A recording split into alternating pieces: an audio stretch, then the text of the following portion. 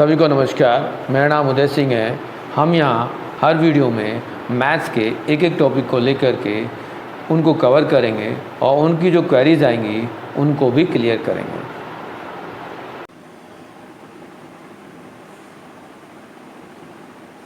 सभी को नमस्कार। Today maths class 9 chapter number 6 lines and angles में सबसे पहले हम लाइन की बात करते हैं। लाइन्स क्या होती हैं? लाइन हमारे पास जो बनती है वो इनफाइनाइट पॉइंट्स को यदि हम कंटिन्यू ज्वाइन कर दें तो लाइन बनती है। बहुत सारे पॉइंट्स को हम ज्वाइन करते हैं और वो कभी एंड ना हो, जिसका एंड ना हो एनी डायरेक्शन ऑफ राइट और लेफ्ट, उसको हम लाइन कहते हैं। जनरल हिंदी में इसको हम रेखा भी कह देते हैं। तो line is the endless, and नहीं होता, ना राइट में एंड होता है ना लेफ्ट में एंड होता है। इसका पार्ट्स, इसका एक पार्ट्स ले लें एज, यदि हम इसको सिंबल मार्क कर दें तो इस टाइप के पार्ट्स को हम लाइन सेगमेंट कहते हैं। Line segment have and point. Line के पार्ट्स को ही हम लाइन सेगमेंट कहते हैं और उसके दोनों एंड पॉइंट होते हैं। एक फिक्स मेजरमेंट होती है, उसकी लेंथ फिक्स होती है, उसको हम लाइन सेगमेंट कहते हैं। Next is word is ray and ray is the parts of line.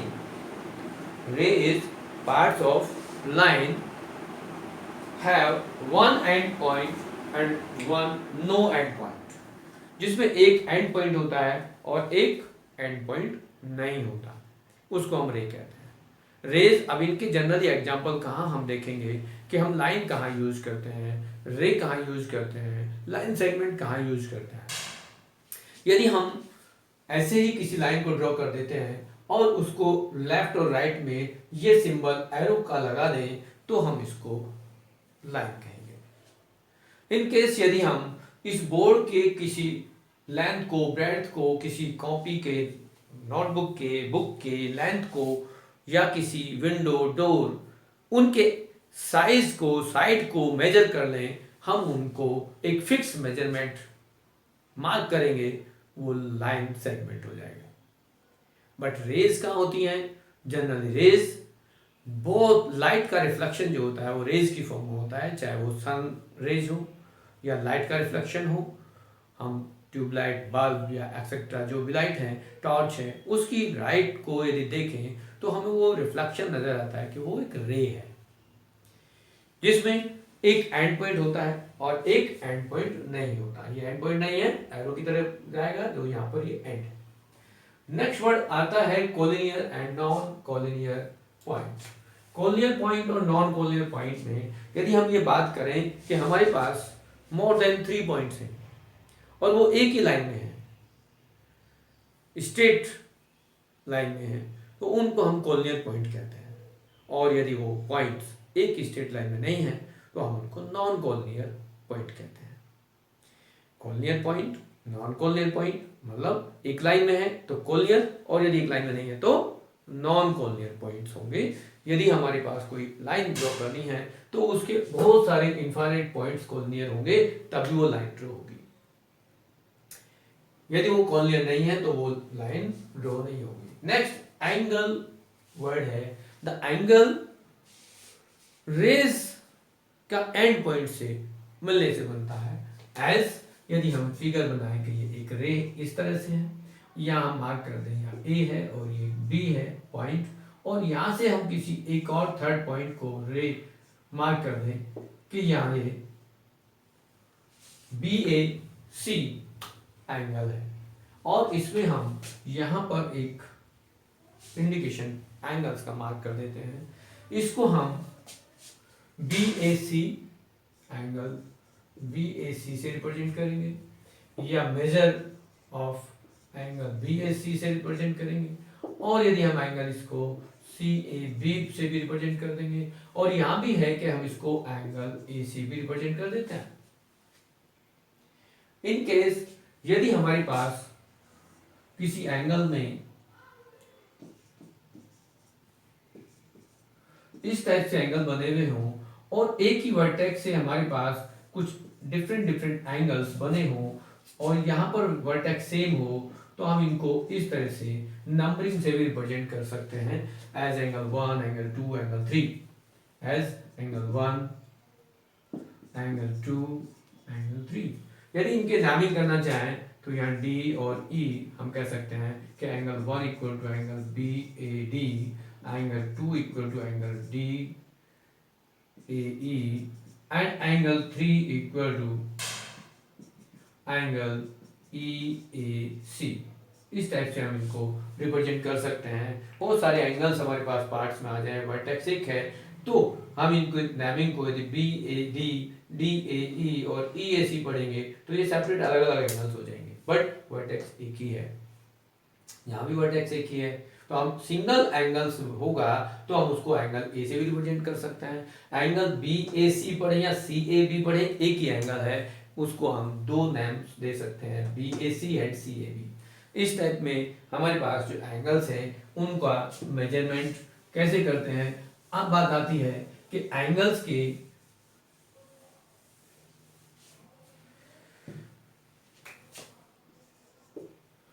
Angles आ गया interior angles, interior of the angles. Interior angles का मतलब इंटीरियर ऑफ एन एंगल्स, किसी एंगल के अंदर कोई पॉइंट D है तो यहां से मतलब है कि D पॉइंट एंगल BAC के अंदर है, मींस AB से ऊपर है बट लेस देन C के अंदर है, तो ये BAC के अंदर है तो इसको कहेंगे इंटीरियर ऑफ एन एंगल्स। ये पॉइंट एंगल के अंदर है।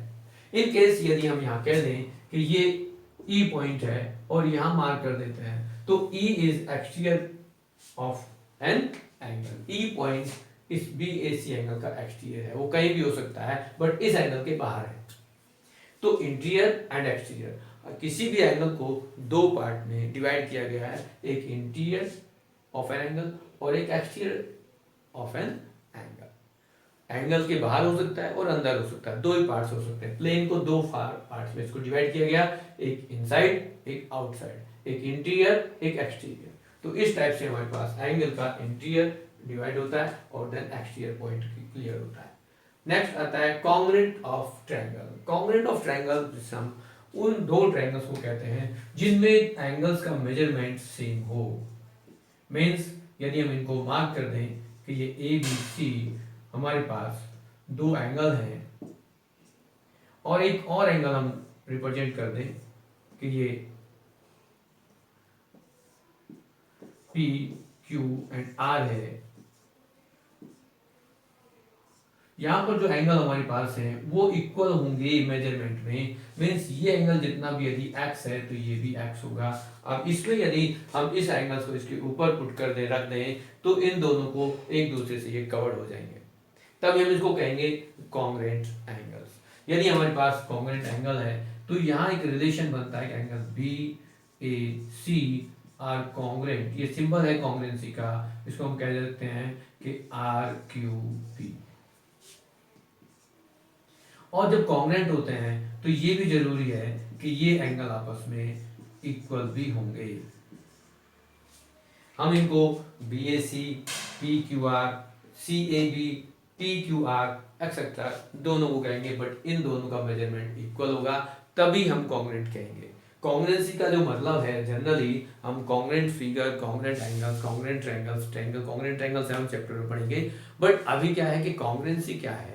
Congruency is the same figure, same measurement, has measurement inside and also angles। जिस फिगर के एंगल्स और साइड्स के मेजरमेंट सेम हैं उसी को हम कॉन्ग्रुएंट कहते हैं। जनरली यदि हम बात करें कॉन्ग्रुएंसी की तो एक छोटा सा एग्जांपल और ले लेते हैं कि कंसिडर करें कि हमारे पास 5 रुपीज़ के कॉइन्स हैं, उन सबको हम ऊपर नीचे रख देंगे तो वो 5 रुपीज़ के कॉइन एक ही साइज के होंगे। 10 रुपीज़ के कॉइन्स का देखेंगे तो उनको सब सर्कुलर शेप है बट सेम साइज होंगे। ऐसे ही करेंसी नोट, चाहे वो 10 रुपीज़ का नोट हो, 20 रुपीज़ का नोट हो, 50 रुपीज़ का हो, 100 रुपीज़ का हो, वो सब एक ही साइज के होते हैं तो कॉन्ग्रुएंट कहते हैं। जनरली हम आपके पास बुक होती हैं, यदि एनसीईआरटी की बुक देखेंगे हम मैथमेटिक्स की तो उन सब के पेपर का size, length and breadth same होती है। यदि सारी बुक को ऊपर नीचे रख दें तो उनकी सेम शेप होगी तो उन सारी बुकों का जो साइज होगा, लेंथ एंड ब्रेड्थ जो होगी वो इक्वल होगी, तभी हम उनको कॉन्ग्रुएंट कहेंगे। नेक्स्ट वर्ड है एंगल्स मेजर एक्सिम्स। हम एंगल को मेजर कैसे करते हैं, ठीक है।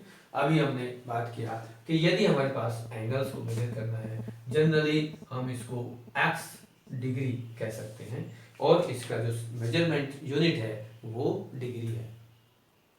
ये एंगल्स 0 से एक्स की value 0 degree less than equal to x less than equal to 180 degree हो सकता है।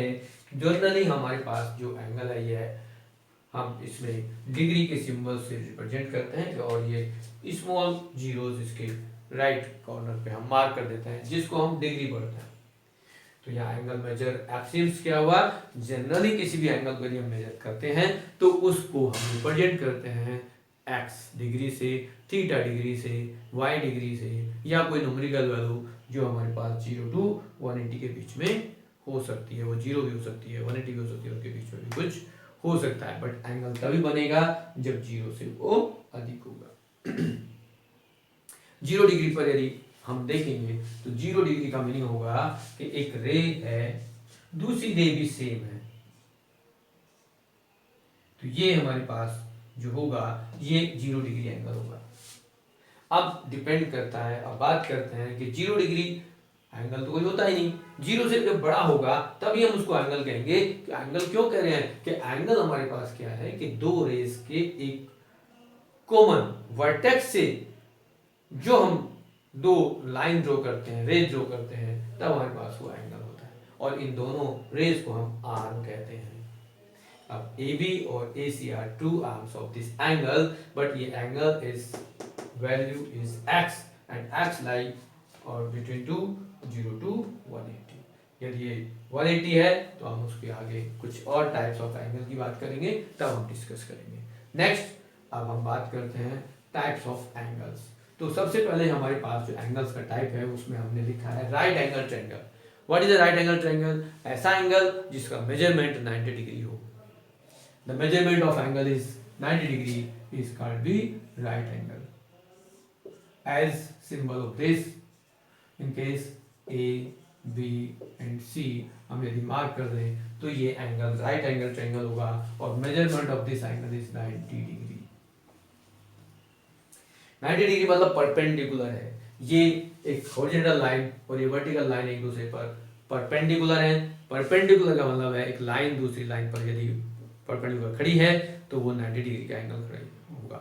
एज फॉर एग्जांपल हम देखते हैं कि 90 डिग्री एंगल कहाँ होता है। हमारे जनरली हमारी बिल्डिंग, जो भी स्कूल बिल्डिंग है, घर की बिल्डिंग है, उनकी जो वॉल्स हैं वो बेस पर 90 डिग्री पर वर्टिकल खड़ी होती हैं। उनके एजेस जो होते हैं, उनके जो किनारे होते हैं, जो कोने होते हैं, वो भी सभी 90 डिग्री पर एक दूसरे से मिले होते हैं। लेंटर जो पड़ा हुआ है छत में हमारे पास, वो भी 90 डिग्री पर पड़ा हुआ है टू वॉल पर फर्श पर वॉल खड़ी है तो 90 डिग्री पर है, एक वॉल दूसरी वॉल से जुड़ी हुई है तो 90 डिग्री पर है, और यदि छत भी हम बात करेंगे वॉल के साथ से, वो भी 90 डिग्री पर हॉरिजॉन्टल एडजेसेंट जुड़ी हुई है। तो यहाँ हमारे पास ये क्लियर हो गया कि 90 degree angle is one ray perpendicular to other ray. Next is acute angle. Acute angle is less than 90 degree as represented by this। कोई एंगल as इस तरह से है जिसको हम यहाँ मार्क कर दें x डिग्री, और x degree lie to more than 0 but less than 90 degree. अब इसका जो रिप्रेजेंटेशन होगा 0 से बड़ा होगा बट लेस देन 90 डिग्री होगा। ये इक्वल टू 90 डिग्री, ये एक्स लाई करेगा 0 और 90 के बीच में, तभी हम इसको एक्यूट एंगल बोलेंगे। नेक्स्ट पार्ट से आपके पास obtuse angle triangle. Obtuse angle की बात करें तो obtuse angle is more than 90 but less then.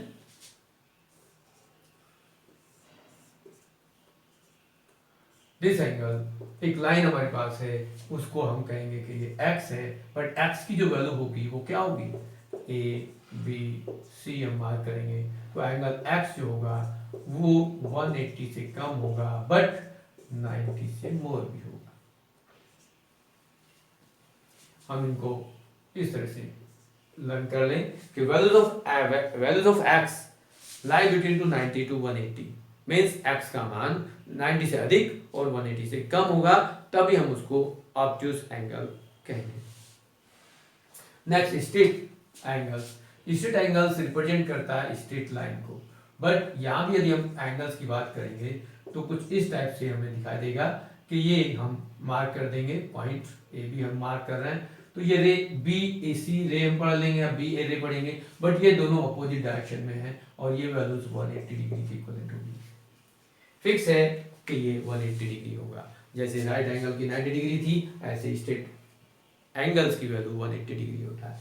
Next है रिफ्लेक्ट एंगल। रिफ्लेक्ट एंगल की फिगर यदि हम बात करेंगे तो ये एक रे है एज ए बी, बट ये एंगल्स हमारे पास यदि हम बात करेंगे इस तरह, तो ये एंगल मोर देन 180 है बट इज लेस देन 360, तो हम इसको रिप्रेजेंट करेंगे 180 से मोर देन है एक्स की वैल्यू, बट ये 360 से लेस है।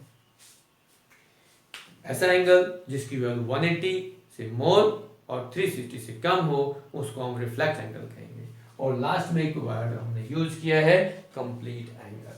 Complete angle means angle value, numerical value measurement of angle is 360 degree. Means इसकी यदि हम फिगर बनाएं कंप्लीट एंगल के लिए तो ये एक रे इस टाइप में होगी, यहाँ ए बी एंड सी हम मार्क कर दें तो ये एंगल की वैल्यू होगी 360 डिग्री।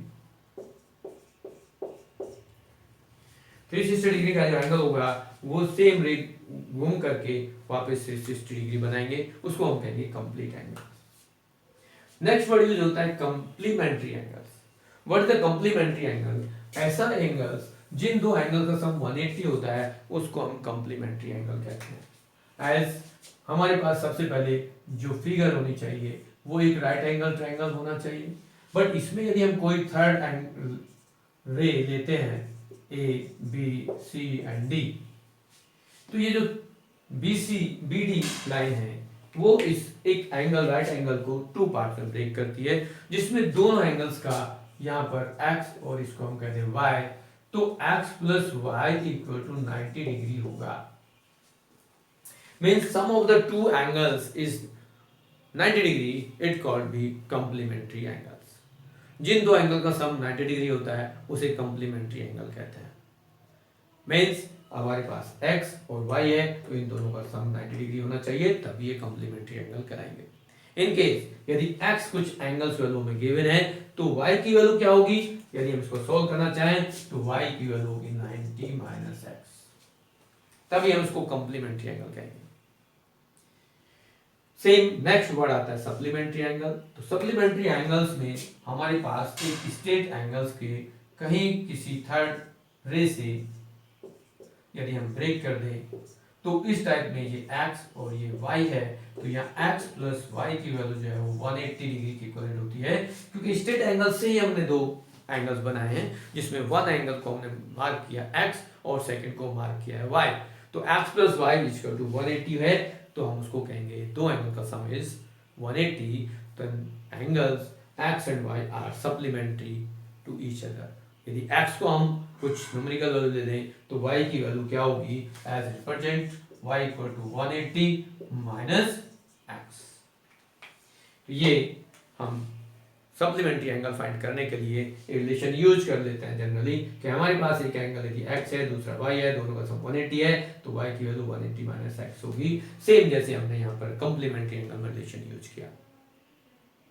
नेक्स्ट आता है एंगल बाइसेक्टर्स। एक ऐसा एंगल, कोई भी हमारे पास एंगल है और उसको किसी थर्ड रे से टू इक्वल पार्ट्स में ब्रेक कर दिया जाए as A O B and C. यदि हम यहाँ कहते हैं कि ये x और ये भी x है, तो ओ बी जो रे है वो इस ए बी सी एंगल को टू इक्वल पार्ट्स में ब्रेक करती है, और ये इक्वल है एज हम कह सकते हैं कि angle A O B equal to angle B O C, because also equal to x. तो OB is a bisector of angle AOC। OB को हम एंगल बाइसेक्टर कहेंगे, किसका? AOC का। इस टाइप से हमारे पास एंगल बाइसेक्टर की डेफिनेशन समझ में आ गई होगी, बिकॉज OB एंगल AOC को टू इक्वल पार्ट्स में ब्रेक करता है, उसी को हम कहते हैं बाइसेक्टर। बाइसेक्ट मतलब दो इक्वल पार्ट्स में डिवाइड कर देना।